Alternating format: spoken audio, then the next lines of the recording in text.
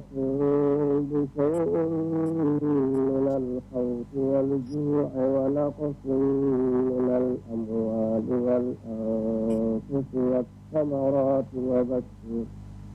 وبشر الصابرين الذين إذا أصابتهم مصيبة قالوا إنا لله وإنا إليه راجعون.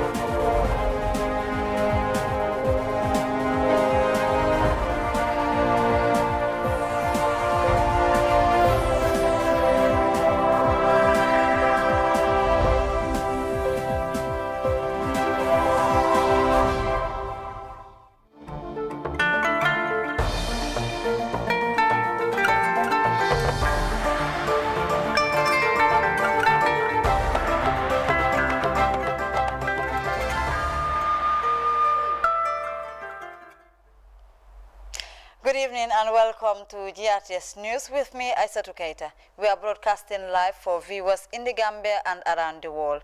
On the top of the news, members of the Public Enterprise Committee of the National Assembly continue to scrutinize the activities of major public corporations. The Gambia Ports Authority Management, the latest to appear before the deputies. Sustaining the gains of our transitional justice, Bekanyang Group organizes a major reconciliation forum for victims of human rights and perpetrators. In sports, Juventus and Portugal superstar Cristiano Ronaldo nets his 760th goal of a stellar career as the Turin club secured the Italian Super Cup. President Biden begins his presidency with a raft of executive orders repealing Trump-era policies. And schools in Nigeria reopen amid a sudden spike in the number of infections in the West African country. Well, these and much more coming ahead in the news. Do stay. Okay.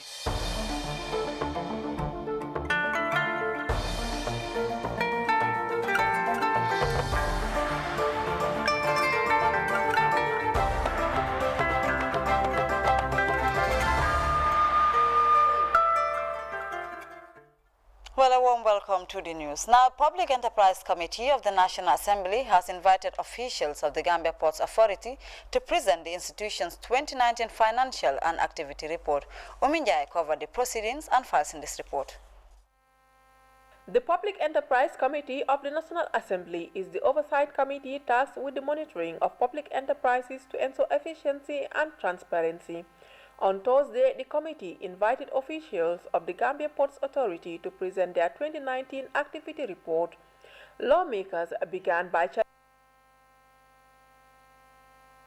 the financial report of 2019 could not be submitted to the Assembly on time. Could you share with us why the activity report and financial statement for the said year is yet to be provided to this committee? Officials advanced apologies and outlined administrational lapses as to the cause of the delay, saying reports are partly ready but left with few adjustments before they can be presented to the PEC. On the fairness, the financial statements are ready but yet to be audited. We have engaged, and the auditors are here to speak for themselves, with the auditors, and we have also flagged the fact that the deadline provided for by the committee is by March 22nd. Unsatisfied with the official response, lawmakers made more probes into the rationale of the extended delay in the submission of GPA reports, tasking ports officials to come up with more clear reasons. As far as the GPA 2019 audited financial statement and activity report is concerned. As the PS has mentioned, there's only one item that is remaining for the accounts to be signed off. And there's a meeting that is scheduled on Wednesday, 27th of January, for the whole board to meet and sign off on the 2019 accounts for GPA. Representative of the GPA Board of Directors joined the official narrative and assured lawmakers that they are working hard to submit the late reports to Parliament. Close to 70 or 80% of the activities would be under the control of management, but there is this 30% that is also being handled by a third party. And the fact that since you instructed that the two accounts will be submitted together, but the two institutions also have different levels of problems, which are technical. These accounts are still not harmonized or consolidated, and they still operate different systems, and therefore all of those things need different level of scrutiny and checks.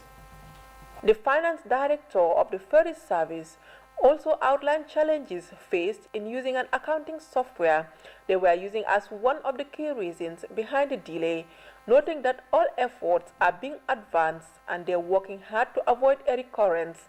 Over the years, we were having backlogs, which was due mainly to resource constraints. And last year, we were able to clear all the backlog. And then after the audits, we had certain challenges that we had to fix, in terms of the stock inventory system.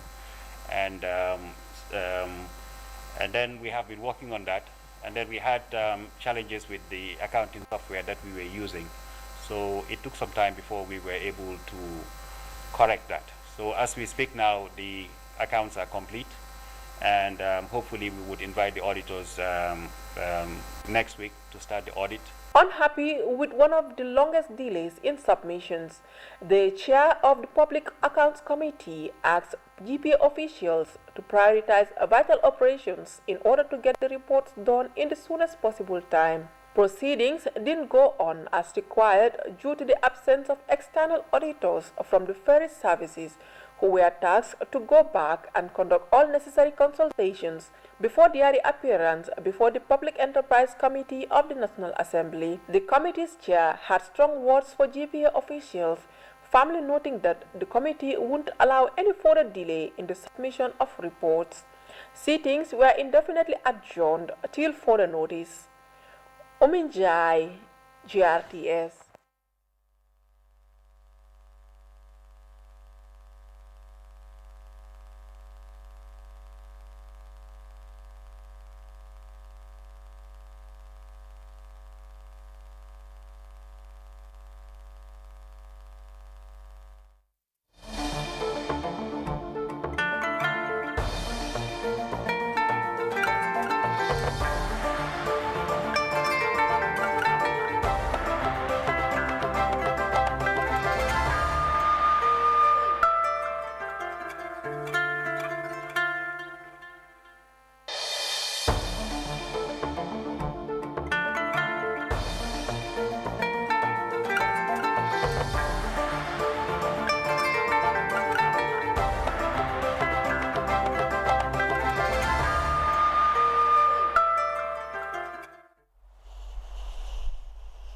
Well, we apologize for that. Now, Dinding Yirwa Federation, a child fund affiliate, has presented sanitary materials to 12 early childhood development centers at a ceremony held at Jambenjeli. As we hear in this report by Asadu Jata Gassama, the objective of the gesture is to contain the spread of COVID-19 in schools. Joy at the West Coast settlement of Jambanjeli, as the Dinde Yirwa Federation, a child fund affiliated initiative, donated over 100,000 worth of sanitary materials to a dozen early childhood development centers in the region. The idea is to help contain the spread of COVID-19, said Alumendi, the Federation manager. We are today supporting 12 ECD centers with sanitary set. The sanitary set involved the bleach, the soap, and the hand wash facility, which is fitted with tap. 40 of these sets are being provided today to 12 ECDs. The enrollment within these 12 ECDs is estimated to be 3,500 and at least 6, which will include the enrolled children together with the teachers. The Dindayirwa Federation supported the less privileged children, intervening in the West Coast region. The Federation is supporting over 3,000 children, some of them attending the 12 ECD centers. Aliu Mendy again. Why ECDs as at now is because these are institutions with a large number of children, a large number of families. An infected child at the ECD would subsequently infect the family. Our core intent is to ensure that the children are healthy and secured, educated and confident, skilled and involved. Lamin Sane is the chairman at the Dindayirwa Federation. He said they will continue to support the fight against COVID-19, while Alhaji Mamadou Toure, an educationist, urged the teachers to assist the children in washing their hands for the objective to be achieved. From March to date, the Federation have supported 11,717 children and families in Combo South and Combo North within our sponsorship program.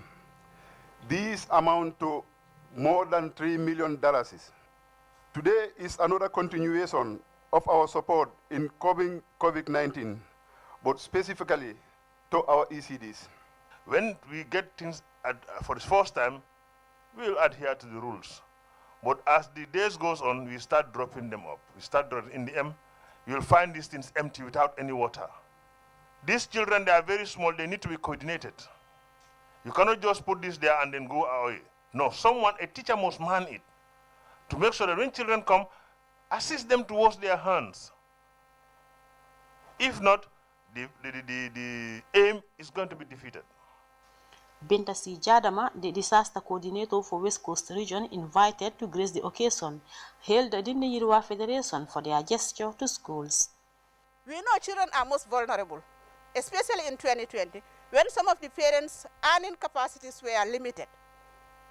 We have children who were malnourished, who were never malnourished before.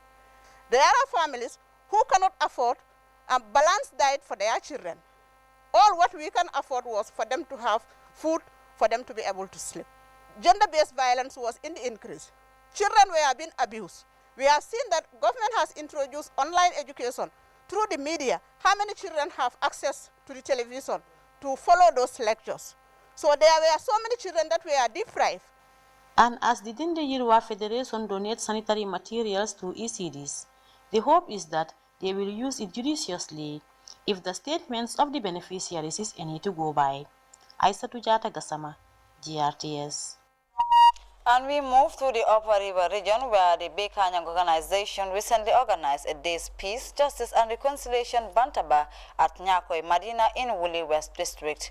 The day-long forum was funded by Africa Transitional Justice Legacy Fund. The event brought together over 100 participants, mainly human rights violators and their perpetrators. Our URR correspondent Seydou Kamara has more. Victims of human rights violation and their perpetrators, numbering over 100, have participated in a day-long forum organized by Bekanyang Kafo with funding from Africa Transitional Justice Legacy Fund. The program was given a title dubbed Badim Bungu, meaning family house. During the program, turns to narrate their stories whilst the perpetrators acknowledge their wrongdoing and sought apology from the victims. According to the Executive Director of Bekanyang Organization, Famara Jawne, the seminar seeks to provide avenues for the victims of human rights violation and their offenders to interact and seek forgiveness. The concept of Badimbung initiative in itself so far is successful. For the fact that you have had some of the perpetrators seeking forgiveness and taking responsibility of some of the victims of human rights violations, some of their experiences. So I think already it's successful, but this is also an opportunity for all of us as Gambians to learn from the mistakes of the past of some of our brothers and our sisters. Mr. Jawne further explained that the exercise will avail victims and their perpetrators the opportunity to unite in the interest of peace. Badimbung, like I said, is a Mandinka word. It's a family house. Whatever problem that we have among us as people of Wuli, let's solve it within. No one should take the law into their own hands. No one should use your relationship with the ruling party or the governor or the police, either at Sarangai or Basse, and abuse other people. The era of human rights violation abuses in this country should end. We expect that it has ended in 2016. If it doesn't end, it should end by now. And we know that very well that if we respect each other's rights, there will be sustainable peace and development in this country. The victims of human rights violation who recall their ordeals in the hands of their perpetrators aim at reconciling the parties as the country continues its healing process of numerous human rights violations which were committed during the past 22 years. A veteran politician and National Assembly member for Wuli West, Honorable C.D. Jata, commended Bekanyan organization for initiating such an important event, adding that the exercise will have a great impact in the country's transitional justice process. Seydou Camara, reporting for GRTS News from Basse Upper River Region. From the Upper River Region, we move to the Lower River Region. There, the Gamba River Basin Development Organization Energy Project, in partnership with the Department of Forestry and the Agency for the Development of Women and Children, launched a 3-year project dubbed the implementation of the Forest Protocol on forest restoration. The project aims to mitigate the negative impact of the OMGV energy project on forest formations in the Gambia. Alajimbai has the details. The over $8.5 million project will be implemented in various forest parks in the North Bank, Lower River and West Coast regions. It could be recalled that the OMVG is implementing a massive energy project comprising 2 major infrastructures, an interconnected network linking the power grids of the 4 OMVG member countries across 1,677 kilometers, and the Sambangalo hydroelectric dam on the River Gambia in Kédougou, Senegal. In the Gambia, the line stretches across a distance of 183 kilometers and includes 2 substations from Soma to Birkama. The construction of these substations and the interconnection line is expected to impact part of the forest areas in the regions along the line corridor. To mitigate the effects, OMVG solicited the services of the Department of Forestry and ADWAC to restore the affected forest cover. In a speech, the governor of Lower River Region, Rohit John Manjang, described the OMVG energy project as a huge project that could address the country's long-term energy problems. She, however, added that despite the importance of the project, government will not overlook its negative impact on the forest cover and the lives of the people. This is a magnificent project. It's a very big project, and of course, it has been the dream of the Gambia, the sub-region, to have a sustainable energy, to make sure that our livelihoods are improved efficiently and sustainably. And one of those key ingredients is having electricity to our doorstep. Not only electricity, sustainable, efficient, cheap, and of course, of quality. But notwithstanding, you cannot correct and also destroy. The OMVG Energy Project team leader in the Gambia, Demba Jallo, explained that the forest restoration component is part of the OMVG project's environmental and social management plan. One of the objectives of this thing is to ensure we mitigate effectively social and environmental impact of the project. The project objective is very clear. It is to bring development in the 4 member countries, to provide us clean, reliable electricity. And you know, electricity is life. So it is important also, as we provide and improve the livelihood of the people, we also conscious of the environment. Lamin Bajo of the Department of Forestry acknowledged the relevance of the restoration strategy and assured of his department's support to the project. They are going to do this in close collaboration with the Department of Forestry and the Ministry of Forestry, Environment and Climate Change, where under which we have, I think, wildlife and other sectors. They are all under the same ministry. So This is a cross-cutting issue, and it therefore involves the entire institutions that are under the Ministry of Environment, Forestry and Climate Change. The Executive Director of ADWAC, Mamsamba Diouf, said his agency will use a multi-sectoral approach to ensure the successful completion of the project. The project is a 36-month project and cost about $8.7 million. And the focus of the project are in 4 or 5 key areas: reforestation, environmental awareness creation, forest protection, micro projects, and capacity building. This will be the key focus of the project. And our expected results are, under reforestation, we hope to be able to propagate 100,000 seedlings of indigenous species as well as exotic varieties. The Vice Chairman of Mansakonko Area Council, Almamo Sise, assured of his council's support to the project while calling on all stakeholders to consider the lives and livelihoods of affected communities. Alajimbai, GRTS News. Still on forest protection issues, the campaign on efficient cooking solutions by the Energy Ministry and the United Nations Industrial Development Organization has proceeded to day 2 of the nationwide tour, which was held in KMC grounds. Ibrahim Cham is with the tour party and now reports. Westfield, the heart of Serekunda metropolitan area, with enough emissions excreted by diesel engines on the streets, was the center of the latest campaign on efficient cook stove. A move by Energy and partners advocating for the reduction of emissions in homes by promoting the use of the efficient cook stove. The Furno Jambar reduces the dependency of charcoal and firewood by trapping enough heat to keep on cooking, thereby burning less charcoal and emitting less carbon emissions. Our forest cover is under threat, but with the utilization of these improved cook stoves, it will reduce the amount of fuel wood as well as charcoal that we need from the forest, and thereby protecting the forest or reducing the amount of fuel wood that we harvest from the forest. The Ministry of Petroleum and Energy and UNIDO are supporting the cause by giving away 250 Furno Jambars and 50 Oryx gas bottles, which emits clean gas with no smoke to 300 lucky winners. The Energy Ministry and UNIDO are also boosting production of the Furno Jambar, with 1 Alaji BC Gay to be sold at Birkama, Abuko and Kanifing Estate at $500, which is 1/3 of the original price. Kajali Jame is the Deputy CEO of KMC and the host for the event. Considering the cosmopolitan nature of KMC, is the highly concentrated area in terms of human population and human activities. So the consumption of charcoal and firewood is very high in KMC. So if any alternative such like the introduction of cooking stove and gas for the household use is something that is highly commended by the KMC and the leadership. Winners celebrated as their raffle numbers were called, as some won the Oryx gas bottle and others received the Furno Jambar.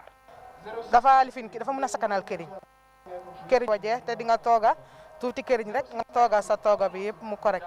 Like if you are buying 2 cups, it's good you buy only 1 cup. Yeah. Aimed at saving the Gambia's forest cover, protecting women's health in the kitchen and saving money.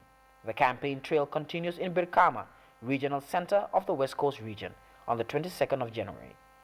Reporting for GRTS News, I'm by Ibrahim Cham. Governor of the Central River region and regional security chiefs in the region recently concluded a 4-day tour to community leaders to discuss the issuance of the National Identity Card. Mamadou Lamin Sana brings us up to date from the Central River region. For 4 days, the governor of Central River region and security chiefs have been touring both Sierra North and South, meeting alcalulus and chiefs. Their mission is to sensitize local government authorities on national identity card issuance and requirements needed to secure a national ID. Actually, we will inform them who are the real citizens of this country and what type of documents they need to qualify them for the issuance of ID cards. Those with voters cards, old ID cards, those with passports, birth certificates, and other documentations would need attestations from the Alikali and the chief to accompany either their old ID card or their old voters card that will qualify them to have an ID card.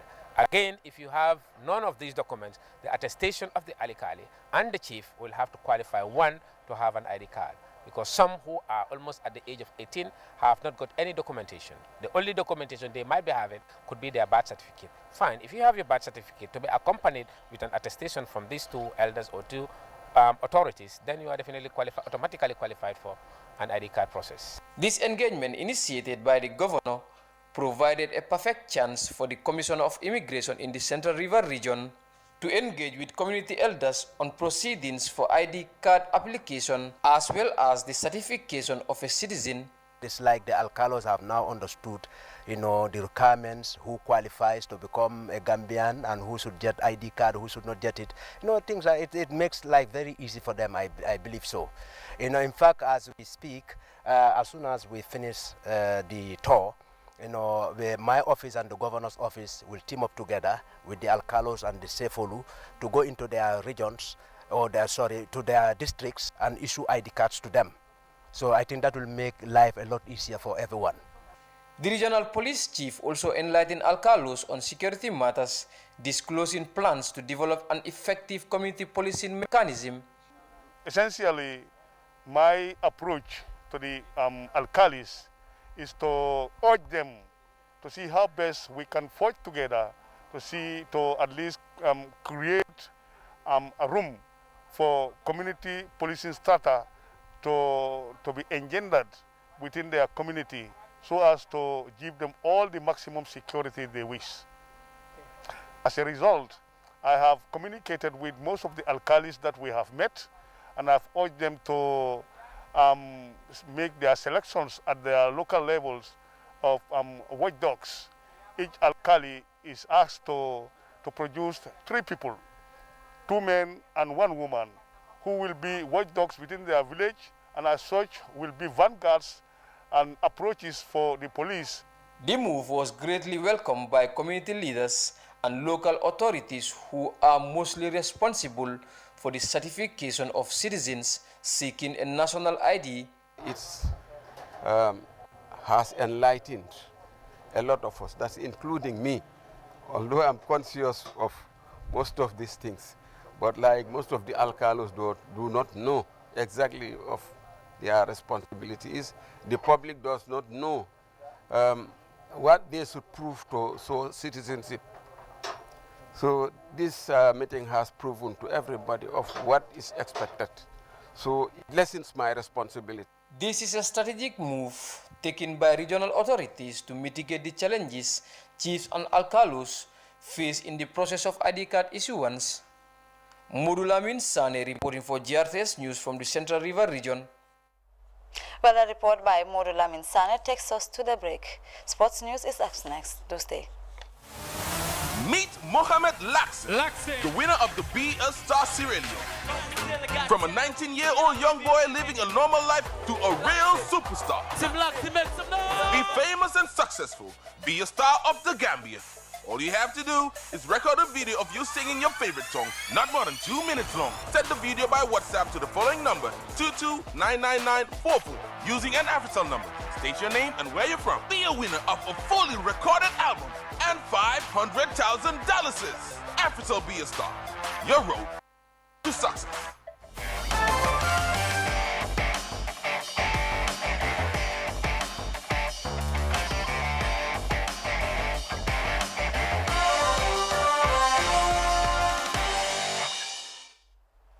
Welcome back. Now, Cristiano Ronaldo hit the 760th goal of his career and in a possible world record as Juventus beat Napoli to win the Italian Super Cup and give Andrea Pirlo his first trophy as manager. The Portugal forward volleyed a close-range opener and substitute Alvaro Morata sealed victory in injury time. Ronaldo's goal may have seen him overtake a disputed total from Joseph Bichan, the Australian Czech striker who scored 759 goals between 1931 and 1955 to become the highest scorer of all time. Ronaldo was Juve's main threat, scoring the 32nd goal in 32 games for his club when a corner fell perfectly for him in the 6th yard. Ronaldo now has 760 goals in his career and is only bound to extend that record as he continues to shine at the summit of world football. And now to other news around the world, beginning with the United States, where President Joe Biden has begun implementing his agenda as the 46th President of the United States. CGTN Nathan Kim reports from Washington. First day for the Biden administration, just 3 hours after being sworn in as the 46th President of the United States. He literally trotted up the driveway here of Pennsylvania Avenue into the White House. He's been there many times before, but crossed that threshold as president for the first time. Straight to the Oval Office, stacks of binders on his desk. He's signing executive orders and other legislation that he hopes he can introduce into Congress. You know, the one thing we did discover straight away is that Donald Trump defied, of course, many traditions, including not turning up the inauguration, but he left a letter in the Resolute desk, as many presidents before him have, and apparently, well, it was pretty un-Trumpian, according to the new president. The president wrote a very generous letter. It's because it was private. I will not talk about it until I talk to him, but it was generous. Now, he may have said it was generous, gracious, but Joe Biden is wasting no time in rolling back a lot of Donald Trump's initiatives, especially, for example, the Muslim travel ban that caused so much chaos at the beginning of the Trump administration. New movements on immigration to protect children who arrive without papers, who are now adults in this country, the so-called dreamers. There's going to be an immigration bill. Obviously, rejoining the Paris Climate Accord was a highlight, congratulated by Emmanuel Macron, the French president, and applauded by most of the rest of the world alike. There is a lot of work to do on others. They are going to hit the ground running. They are getting some confirmations of their top people through from the Senate. Avril Haines, she has been confirmed as the first female head of Director of National Intelligence. They think Janet Yellen, the first female Treasury Secretary, will be confirmed next week. We're still waiting on timing for Antony Blinken, the Secretary of State. They really want their national security team and foreign policy team in place. One thing we did have, which was an actual press conference with civility. Jen Psaki, the new press secretary, held a briefing in which she was asked many questions. There was a polite back and forth. She promised transparency and truth, but was pushed on whether President Joe Biden thought Donald Trump was responsible for the insurrection of January 6th. Well, there was a diplomatic, but you kind of understood where she was going with her answer. He ran against Donald Trump because he did not think he was fit to serve in office long before the events of January 6th. He is here today because he decided to run against him, but we're focusing on moving forward. We're focusing on addressing the issues facing the American public, and as you know, that means we're focused on our COVID package. And that's the problem for the Biden administration. Do they live in the shadow of Trump with a Senate trial still pending on the second impeachment of Donald Trump? They move forward on their agenda as fast as they can. The first 100 days is very important for any presidency. They want to try and reach across the aisle to Republicans. Will a Senate trial of Donald Trump complicate that? Of course it will. But remember, 2 senators got sworn in today as well from Georgia, both Democratic, a 50-50 tie in the Senate. Kamala Harris will be the tie break as president of the Senate as well. They have a slim majority in the House and the White House. This is a real chance for them to act, but they're going to need some support from Republicans as they go forward. It's going to be an interesting time in Washington. Can the healing begin and bipartisanship really begin again? Well, the cynic in me says no, but let's give them a chance. Nathan King, CGTN, near the White House in Washington. And in Nigeria, where many schools have reopened, this despite requests from Parliament for the government to delay the resumption of schools for another 3 months. Nigeria is currently battling a second wave of COVID-19 infection and serious spike in the infection rate. More in this CGTN News report. With the surge in COVID-19 infections, many had predicted students' turnout at school will be low. But surprisingly, the reverse has been the case. Being at home, doing nothing, the more we remain at home, the more we forget some of our things we have learned. So as far as the COVID-19 protocols are adhered to, I can boldly say that I'm not scared. We still have to carry on with our lives because who knows when it's going to leave, and if it stays for a long period of time, are we going to put our lives on hold for 5 years because of just a virus? With school shut for most of last year, teachers too are happy to be back in class. I feel it's the best thing to do. There's no point staying at home. As long as we practice the COVID-19 guidelines, and as you can see that the students are all with their mask, and with mine, they practice proper hand washing there. Even in the whole compound, we have our wash hand, the sink there. Not all schools in the country have reopened. Some states have moved their school resumption date forward, waiting to see how the COVID-19 situation plays out. But in Lagos, the authorities have asked every school to reopen while putting protective measures in place. This decision was a very difficult decision, a very measured decision, taken after consultation with health officials, safety officials, parents, schools, and so this decision was taken in the best interest of the majority of the children who are very vulnerable. If they were not here, where would they be? The decision to reopen schools in Nigeria is a controversial one, but the country's lower house of parliament and Ministry of Education opposed the move. Federal government has only about 100 out of thousands of schools. The schools are under the jurisdiction of states. And just like the Minister of Education was unanimous in saying that schools should not open, states were unanimous in saying that they should open. The Lagos state government estimates that about 24,000 students in the state are yet to resume for fear of the pandemic. For now, authorities are committed to ensuring that the students who have resumed are kept out of COVID's way, at least while they're in school. Deji Badmos, CGTN, Lagos, Nigeria. Well, we leave it at that, but before then, a quick look at our main stories once again. Members of the Public Enterprise Committee of the National Assembly continue to scrutinize the activities of major public corporations. Gambia Ports Authority Management are the latest to appear before the deputies.